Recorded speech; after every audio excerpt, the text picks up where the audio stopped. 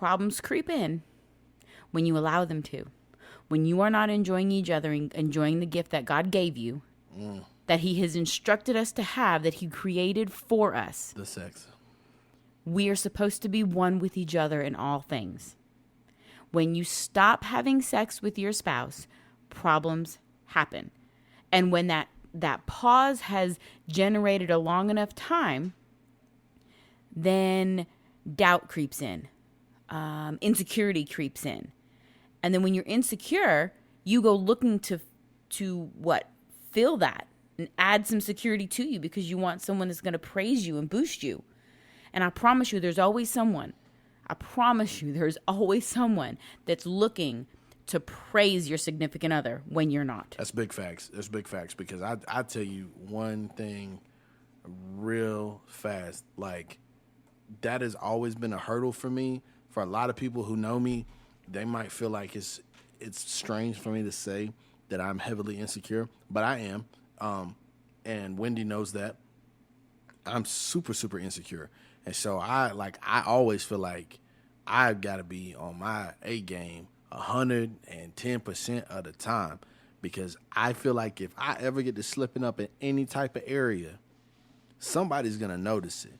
And men, they smell it like blood in the water. They know when a man is slipping up and their woman is on the edge because when they she's feel disappointed. like they're not being paid, like they're not having any attention paid to them. And I don't trust niggas. I don't. So this I know. Like I'm not gonna let nobody just be around Wendy like that for an extended period of time, and I'm not around. Like, I trust her to have a conversation with another man because I know she's not going to do anything to betray me. But I don't trust other men around my wife if I know you. And, like, some of y'all know what I mean when I say I know you. I'm not going to let you be around my wife like that. What was that line? Was that line in your your lyric? Oh, yeah. So I don't know if BJ's album is going to be out by now. Oops, shameless plug. But if it is out, shameless plug. If it is out, go pick up, them Stained Glass Thoughts by your boy Billy James. That's my bro. Pick it up. Your boy Matt is on the album. But I said on one of the tracks on the album, I said, if anybody want a piece of your pie, then they mouth latching on my right hook. Like, I'm not playing games. I'm not doing that. But with that being said, because I don't trust niggas, I know if I'm not on my A game, my wife she's gonna have those emotions because she's gonna sense that I'm not putting in effort. And my wife wears her heart on her sleeve. I do. So there's gonna be those emotions that will show. And like I said, men smell that like blood in the water. So with my wife already putting her heart on her sleeve and then men being the way that they are, nah, I'm not leaving any room for error. And I'm not leaving any room for somebody to pay my wife a little bit of attention where I'm not and her feeling like that's the route she needs to go down. Well, and listen, we're not going to let we're not going to let the women off the hook here either, because I remember having the conversation with you, telling you put that ring on and you're going to get more women making passes at you than you ever have before. And I thought I was ugly until I put on the ring. So, women, whether it's a jealousy, whether it's wanting something that someone else has, or feeling like, oh, well, he must be something if he's got a ring. He must be doing something if he married. Whatever it might be. That's why, again, I say you have to safeguard and protect your spouse and their feelings and their commitment to you.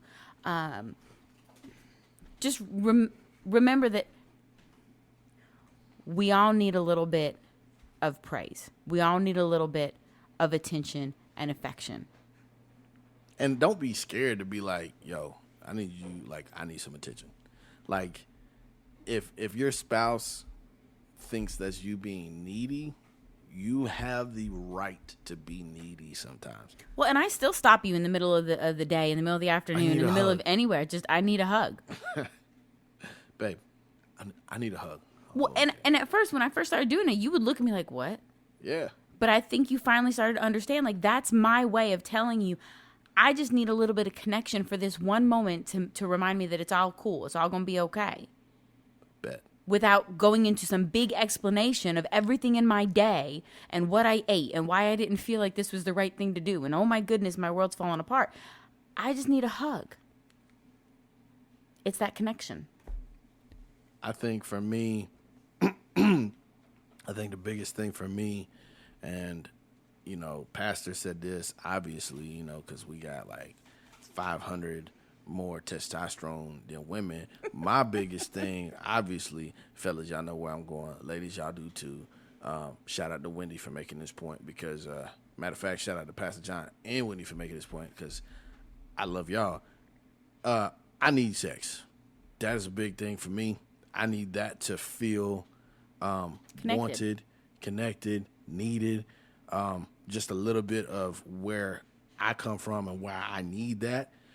I was exposed to pornography at a very young age. I was like 8 years old. And I was introduced into this world that I had no business being introduced to. You know, just one of those late nights flipping through those channels. And I'm like, what is this? I like this. I'm going to watch this. And it turned into this battle that I had all the way through my teenage years. It seeped into a relationship that I had while I was in school. And it seeped into my early 20s. And I thought me getting married was going to end that temptation and that want because it's like, oh, I don't need the porn.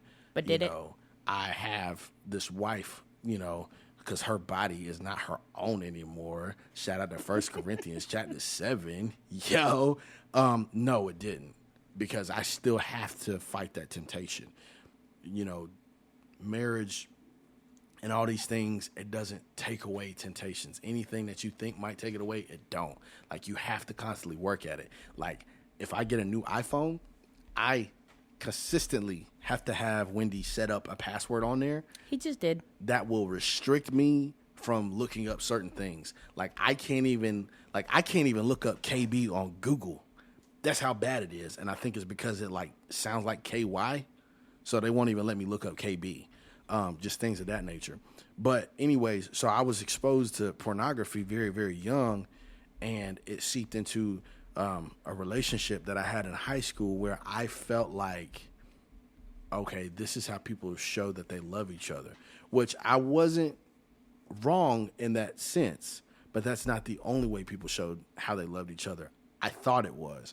And well, so it sets you up for a perverted perspective of it. Well, yeah. And when I seen that it could just be shared with anybody, then I didn't feel so special anymore. And so that really broke me down. And so I took sex seriously, but not so seriously enough to the point to where it was like, I'm going to wait till I get married. I took it as, I'm going to wait until I actually love this person. And then, you know, I'll have sex again. And so it was very hard for me because then I fell into a situation where it was like, I don't love this person, but I'm going to do what I want to do. Then I really seen how serious that gift from God is and how it connects you to somebody. That stuff is dangerous. And when you start, you know, sharing that with giving somebody, it away. Yeah. When you give it away and you share it with somebody that's not your spouse, that leads you down a really bad road. Some of you know this and some of you don't, but it does. Some of you believe it and some of you don't want to. I'm here to tell you today, only have sex with your spouse. That is it. Because when I got with Wendy and I was like, well, I love this woman and I don't want to be with nobody else. I don't know why we can't have sex. And she was like, nah, we got to wait until we get married. Then all of a sudden I felt like he didn't like that important. at first. No, I was like, the hell you talking about? Like, that's how I felt. And I felt like I wasn't important. I felt like she didn't love me. I felt like I didn't matter to her. I felt like she didn't want me. Led to a huge fight. Huge fight. Huge. But I think, honestly, that was a turning point. And I actually remember talking to Kristen about this. that was a turning point, I feel like, because that was a point in our relationship where we decided we're either going to do this and commit ourselves to each other and change the trajectory, or we're done. Like, that was a pivotal moment in our relationship. Yeah, that was big because there were a lot of hurtful things said, and there were a lot of new things that were discovered. All of a sudden, Wendy was able to learn my love language, and she had to figure out a way to accommodate that for the time being until we could be married. And I had to learn, and I'm still learning it now, her love language is just hug me or tell me it's okay. Tell me you love me. Can I have a kiss on the forehead? Just certain things like that, just the little things. And I'm having to learn, like, I don't need her to just tell me this stuff. Like, this is where I'm talking about, guys, go ahead and get your 3rd degree black belt in mind reading. I can just look at her because I have studied her and know what she needs in that moment. Not all the way there yet. I'm like 5% there. It's a lifelong thing. I look at couples like Dick and Pretty Green. Wow. Please talk about them. I look at a couple like that, and I have no idea of their whole story of their marriage. And in no way am I insinuating any struggles of this nature in their marriage, but what I'm saying is they had a foundation. Where they are today is not where they started. So Matt and I are almost 4 years into our marriage, okay? We're just at the beginning. You fast forward us 40 years, and I could hope that we're at that level. I hope I'm alive. Or I look at Matt's parents. Yeah. And see 29 years of marriage this June, bro. See the interactions that they have. My mom mean as hell. And I shake my head because Matt says that stuff to me. He's like, yeah, she's mean. And I look sometimes and I look at the way they act with each other. I'm like, yeah, she can be kind of mean. And Joe, he just smiles through it and he just does whatever it is. Mm-hmm. And he just goes along with it. And he has learned that she loves him. And she has learned how to appreciate him. They have learned how to build that house on that solid foundation. But I have to say this because Matt said earlier on, and I'm a firm and faithful believer. Okay, so without that foundation and without that cord, without that rock, you are not gonna make it. Your marriage is not gonna make it. You will fall to temptation. You will give up. You have to have something holding you together. And I would say, especially because when you're talking about my parents, like I said, they have been married for 29 years. June 29th will be their 29th wedding anniversary. But they've been together for 35 years. And one big thing that I have noticed in between my parents' marriages, like with my mom and her parents and my dad and his parents, is that they did not have Christ at the center of their marriage. My grandfathers on both sides, they had their own stuff going on. I won't say they were very worldly, but Jesus was not on the forefront of their minds. More so my grandmothers, they were running after Jesus, more than I could ever dream of.